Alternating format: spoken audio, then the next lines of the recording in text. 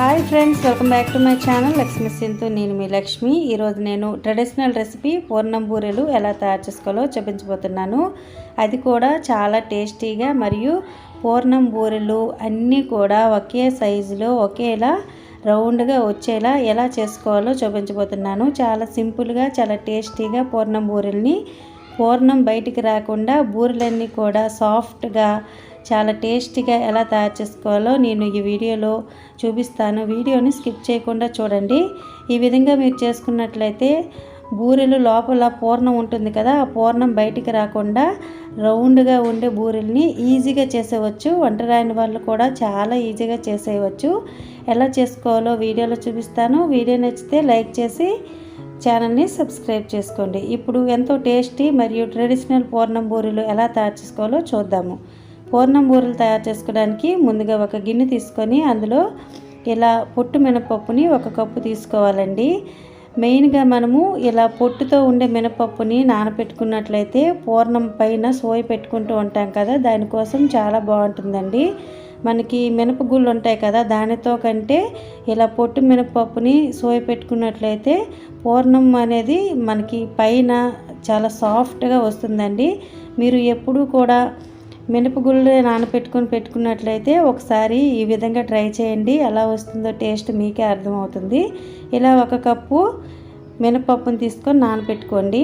తర్వాత ఒక గిన్నెలో నీళ్ళు తీసుకొని 1 కప్పు బియ్యాన్ని వేసుకోండి. దుడ్డు రైస్ ఉంటుంది కదా, అలాంటి రైస్ని వేసుకోవాలి. అంటే రేషన్ బియ్యం ఉంటుంది కదా, అలాంటి రేషన్ బియ్యాన్ని 1 కప్పు వేసుకొని ఈ పప్పుని అలాగే బియ్యాన్ని కూడా 4 నుంచి 5 గంటలు నానబెట్టుకోవాలి. తర్వాత మనము పూర్ణము బూరెలు చేసుకునే ముందు 1 గంట ముందు ఈ విధంగా 1 కప్పు శనగపప్పుని తీసుకొని అందులో నీళ్లు వేసి బూరెలు చేసుకునే గంట ముందు శనగపప్పుని ఇలా నీళ్ళల్లో వేసి 1 గంట నానబెట్టుకోవాలి. ఇలా నానబెట్టుకోవడం వల్ల మనకి బూరెలు చేసుకునేటప్పుడు శనగపప్పు తొందరగా ఉడికిపోతుంది. మనకి తొందరగా బూరెలు చేసుకోవడానికి రెడీ అయిపోతుంది అన్నమాట. 1 గంట తర్వాత చూడండి, పప్పు అనేది బాగా నానింది కదా. ఇలా శనగపప్పు బాగా నానిన తర్వాత ఇప్పుడు మనము ఒక కుక్కర్ని తీసుకొని అందులో ఈ శనగపప్పుని ఒకసారి బాగా కడిగి కుక్కర్లో వేసుకోవాలి. ఇలా వేసుకున్న తర్వాత ఇప్పుడు అందులో 1 కప్పుకి 2 కప్పుల నీళ్ళను వేసుకోవాలి. అంటే 1 కప్పు శనగపప్పుకి 2 కప్పుల నీళ్ళను వేసుకోవాలి. తర్వాత అందులో ఒక 1/2 టీ స్పూన్ వరకు నెయ్యిని వేసుకోండి. నెయ్యిని వేసుకోవడం వల్ల శనగపప్పు ఎంత మెత్తగా ఉడికినా కానీ పలుకులు అనేవి ఒకదానికొకటి పప్పు అంటుకోకుండా చాలా బాగా వస్తుందన్నమాట. అలాగే ఫ్లేవర్ కూడా వస్తుంది. ఇలా వేసుకున్నాక దానిపైన మూత పెట్టుకొని మనము స్టవ్ వెలిగించుకొని స్టవ్ పైన కుక్కర్ని పెట్టుకొని హై ఫ్లేమ్లో 3 నుంచి 4 విజిల్స్ వచ్చేంత వరకు ఉడికించుకోండి. పప్పు ఉడికే లోపల ఇప్పుడు మనము ఇలా నేను పొట్టుతో ఉన్న మినపప్పు నానబెట్టుకున్నాను కదా, ఈ పొట్టు అంతా కూడా కడిగేసి మినపప్పుని శుభ్రం చేసుకున్నాను. ఇలా శుభ్రం చేసుకున్న తర్వాత ఇప్పుడు మనం బియ్యాన్ని కూడా నానబెట్టుకున్నాం కదా, బియ్యము పప్పు 2 కూడా 4-5 గంటలు నానబెట్టుకున్నాము. ఇప్పుడు ఈ బియ్యాన్ని తీసుకొని ఒక మిక్సీ జార్ తీసుకొని ఈ నానిన బియ్యాన్ని ఒక 2 సార్లు బాగా కడిగి ఒక మిక్సీ జార్లో ఈ బియ్యాన్ని వేసుకోవాలి. ముందుగా మనము బియ్యాన్ని వేసుకొని సపరేట్గా రెండింటిని కూడా మిక్సీ చేసుకోవాలన్నమాట. ఇప్పుడు నేను ఫస్ట్గా బియ్యాన్ని వేసుకుంటున్నాను. బియ్యం వేసుకున్నాక అందులో కొద్దిగా నీళ్ళని వేసి మెత్తటి పేస్ట్ లాగా మిక్సీ చేసుకోవాలి. మరీ పలచగా కాకుండా కొద్దిగా చిక్కగా ఉండేటట్టుగానే ఈ బియ్యాన్ని మిక్సీ చేసుకోవాలి. చూడండి, ఇలా మిక్సీ చేసుకున్నాం కదా. ఇప్పుడు ఈ మినపప్పును కూడా మిక్సీ జార్లో వేసుకొని కొంచెంగా నీళ్లు వేసుకొని కొద్దిగా గట్టిగా ఉండేటట్టుగానే మిక్సీ చేసుకోవాలి. మిక్సీ చేసుకొని మనం బియ్యాన్ని మిక్సీ చేసుకున్నాం కదా, అందులో ఈ పప్పుని మిక్సీ చేసుకునేది కూడా వేసుకోవాలి. చూడండి ఎంత గట్టిగా మిక్సీ చేసుకున్నానో, పలచగా కాకుండా ఇలా మిక్సీ చేసుకోవాలి. ఈ రెండింటిని కూడా బాగా మిక్స్ అయ్యేటట్టుగా కలుపుకోండి. ఈ సోయా అనేది మనకి మరీ పలచగా కాకుండా మరీ థిక్గా కాకుండా నార్మల్గా ఉండాలి. మరీ పలచగా అయితే మనకి బూరెలకి అనేది సోయా అంటుకోకుండా బయటకు వచ్చేస్తుంది. అలా అని మరీ థిక్గా ఉన్నట్లయితే బూరెలు అనేవి మరీ గట్టిగా అయిపోతాయి అన్నమాట. అందుకని మనకి ఈ విధంగా నేను చూపిస్తున్న విధంగా ఉండాలి. వేలుతో మనం తీసి ఇలా పట్టుకున్నట్లయితే అది కిందకి మరీ పలచగా జారిపోకుండా ఉన్నట్లయితే సరిపోతుంది అన్నమాట. ఇలా కలుపుకొని దీన్ని మనము రెడీగా పక్కన పెట్టేసుకోవాలి. ఇప్పుడు మనకి కుక్కర్ విజిల్ తీసి చూద్దాము. 3 విజిల్స్ తర్వాత పప్పు ఎలా ఉడికిందో చూపిస్తాను. చూడండి పప్పు ఎంత మెత్తగా ఉడికింది. ఇలా పప్పు అనేది బాగా మెత్తగా ఉడకాలి. ఇలా పప్పు మెత్తగా ఉడికిన తర్వాత ఎక్స్ట్రా వాటర్ అనేది ఉంది కదా, ఆ వాటర్ని ఒక ఫిల్టర్ని తీసుకొని అందులో ఇలా ఫిల్టర్ చేసుకోవాలి.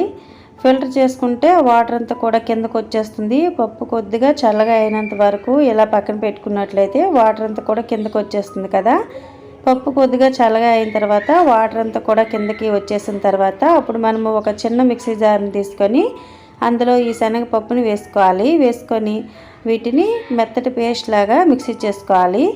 మిక్సీ చేసుకున్న దాన్ని ఒక ప్లేట్లోకి ఇలా తీసేసుకోవాలన్నమాట. చూడండి ఎంత మెత్తగా వచ్చింది. ఇందులో వాటర్ ఏమీ లేకుండా మనము మిక్సీ చేసుకోవాలి. మిగతా పప్పుని కూడా ఇదే విధంగా అంతటిని కూడా మిక్సీ చేసుకోవాలి. కొద్దిగా చల్లగా అయ్యాక మిక్సీ చేసుకోండి, లేకపోతే మిక్సీ అనేది వేడిగా అయిపోతుంది. అందుకని కొద్దిగా చల్లగా అయ్యాక అంతా కూడా మిక్సీ చేసుకొని ఇలా వేసి పక్కన పెట్టుకోండి. ఇప్పుడు స్టవ్ వెలిగించుకొని కడాయి పెట్టుకొని అందులో 1 కప్పు శనగపప్పుకి 1 కప్పు తురిమిన బెల్లాన్ని వేసుకోండి. బెల్లాన్ని వేసుకున్నాక అందులో 1 టీ స్పూన్ వరకు నీళ్ళు వేసుకోండి. అంటే జస్ట్ మనకి బెల్లం కరిగించుకోవడానికి మాత్రమే నీళ్ళని వేస్తున్నాం, అంతేకాని ఇందులో నీళ్ళు ఏం వేయని అవసరం లేదండి. అందుకే 1 టీ స్పూన్ నీళ్ళని వేసి ఇలా బెల్లాన్ని కరిగించుకోండి. చూడండి బెల్లం అంతా కూడా ఇలా కరిగిన తర్వాత ఇప్పుడు అందులో 1 టీ స్పూన్ వరకు ఇలాచీ పౌడర్ని వేసుకొని అంతా కూడా బాగా మిక్స్ అయ్యేటట్టుగా కలుపుకోవాలి. ఇలాచీ పౌడర్ అనేది స్వీట్ అన్నాక మనం వేసుకుంటూ ఉంటాం కదండి. ఇలాచీ పౌడర్ వేయడం వల్ల ఫ్లేవర్ అనేది చాలా బాగుంటుంది. ఇలా కలుపుకున్న తర్వాత ఇప్పుడు మనము మిక్సీ చేసుకున్న శనగపప్పు మిశ్రమాన్ని వేసుకోవాలి. వేసుకున్నాక ఇదంతా కూడా బాగా మిక్స్ అయ్యేటట్టుగా ఈ బెల్లం అంతా కూడా ఈ శనగపప్పు మిశ్రమానికి బాగా పట్టేటట్టుగా లో ఫ్లేమ్లో పెట్టుకొని ఒక 2 నుంచి 3 నిమిషాలు కలుపుకుంటూ ఉండాలి. ఇలా ఉండలుగా ఉంది కదండి, ఆ ఉండలన్నీ కూడా ఈ బెల్లం పాకంలో బాగా కలిసిపోయేటట్టుగా లో ఫ్లేమ్లో కలుపుకున్నట్లయితే ఈ పాకం అంతా కూడా దానికి పడుతుందన్నమాట. బాగా పట్టి అదంతా కూడా దగ్గర పడుతుంది. అప్పుడు వరకు మనం లో ఫ్లేమ్లో ఇలా ఉండలు లేకుండా గరిటెతో బాగా నలుపుకుంటూ కలుపుకోవాలి. చూడండి ఇలా ఉండలు లేకుండా అంతా కూడా కరెక్ట్గా సెట్ అయ్యి ఇలా సపరేట్ అవుతుంది కదా. ప్యాన్కి సపరేట్ అయినప్పుడు ఇప్పుడు మనము స్టవ్ను ఆఫ్ చేసుకొని ఒక ప్లేట్ తీసుకొని ఆ ప్లేట్లో ఈ శనగపప్పు మిశ్రమాన్ని వేసుకోవాలి. ఇలా వేసుకున్నాక కొద్దిగా చల్లారనివ్వండి. కొంచెం చల్లగా అయిన తర్వాత చేతికి కొద్దిగా నెయ్యిని అప్లై చేసుకుంటూ మనకి నచ్చిన సైజులో మనం ఎంత సైజులో అయితే పూర్ణాలు చేసుకోవాలనుకుంటున్నామో దానికి తగ్గట్టుగా మనము చిన్న రౌండ్స్ బాల్స్ లాగా చేసుకోవాలి. ఇలా అన్ని పూర్ణాలను కూడా చేసుకొని ఇలా మనము వేరే ప్లేట్లో వేసుకోవాలి. పూర్ణం చూడండి ఎంత సాఫ్ట్గా వస్తుంది, అస్సలు విరిగిపోకుండా పూర్ణం అనేది పర్ఫెక్ట్గా వస్తుందండి. కొద్దిగా చేతికి నెయ్యిని అప్లై చేసుకోండి. అప్లై చేసుకొని ఇలా పూర్ణాలని చేసుకోవాలి. అన్నీ ఒకే సైజులో ఒకేలా చేసుకున్నట్లయితే పూర్ణాలన్నీ కూడా ఒకేలా వస్తాయండి. ఇలా చాలా సింపుల్గా పూర్ణాలను చేసుకోవచ్చు, చాలా బాగా వస్తాయి. మిగతా పూర్ణాలన్నీ కూడా ఇలా రెడీ చేసి పెట్టుకోండి. తర్వాత ఇప్పుడు మనము సోయ్ కోసం రెడీ చేసుకున్న దాంట్లో కొద్దిగా ఉప్పుని వేయండి. అలాగే ఒక 1/2 టీ స్పూన్ వరకు బేకింగ్ సోడాని వేసుకోండి. వేడి నూనెని 1 టేబుల్ స్పూన్ వరకు వేసుకొని ఈ పిండి అంతటిని కూడా బాగా మిక్స్ అయ్యేటట్టుగా కలుపుకోవాలి. ఇలా సోయిలో మనం వేడి నూనె వేయడం వల్ల పూర్ణం అనేది పైన మనకి సోయ్ అనేది క్రిస్పీగా వస్తుందండి. అలాగే పొంగుతూ కూడా వస్తుంది. అందుకని వేడి నూనెను మరియు బేకింగ్ సోడాని వేసుకోవాలి. తర్వాత ఇలా మనము రెడీ చేసుకున్న పూర్ణాలని ఇందులో పిండిలో వేసి మనకి స్పూన్తో వేసుకోవాలంటే స్పూన్తో వేసుకోవచ్చు, లేకపోతే చెయ్యి అలవాటు ఉంటే చెయ్యితో అయినా వేసుకోవచ్చండి. కానీ మనకి చేతికి అంటుకోకుండా చేతితో వేసే పని లేకుండా చేతులు కాల్చుకోకుండా చక్కగా మనం ఇలా స్పూన్తో వేసుకున్నట్లయితే పూర్ణాలు అనేవి రౌండ్గా వస్తాయి. అలాగే చేతికి పిండి అంటుకోకుండా చక్కగా ఎన్ని పూర్ణాలైనా వేసుకోవచ్చండి.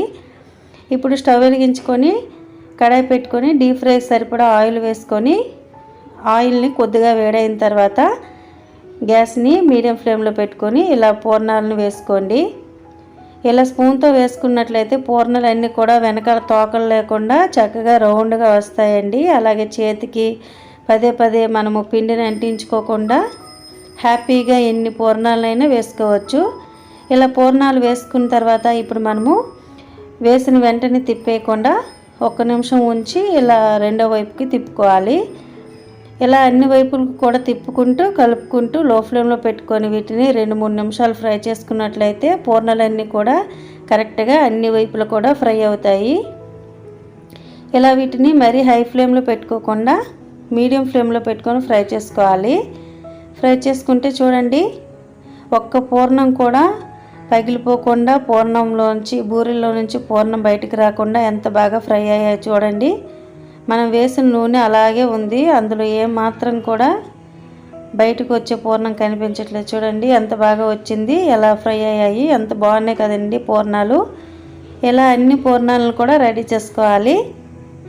చేసుకుంటే మనకి ట్రెడిషనల్ రెసిపీ ఎప్పుడు చేసినా కానీ పూర్ణాలు చాలా టేస్టీగా వస్తాయండి. అన్నీ కూడా తోకలు లేకుండా రౌండ్గా చేతితో పని లేకుండా హ్యాపీగా చేసేయచ్చు. చూసారు కదా ఎంత ఈజీగా చేసుకోవచ్చో.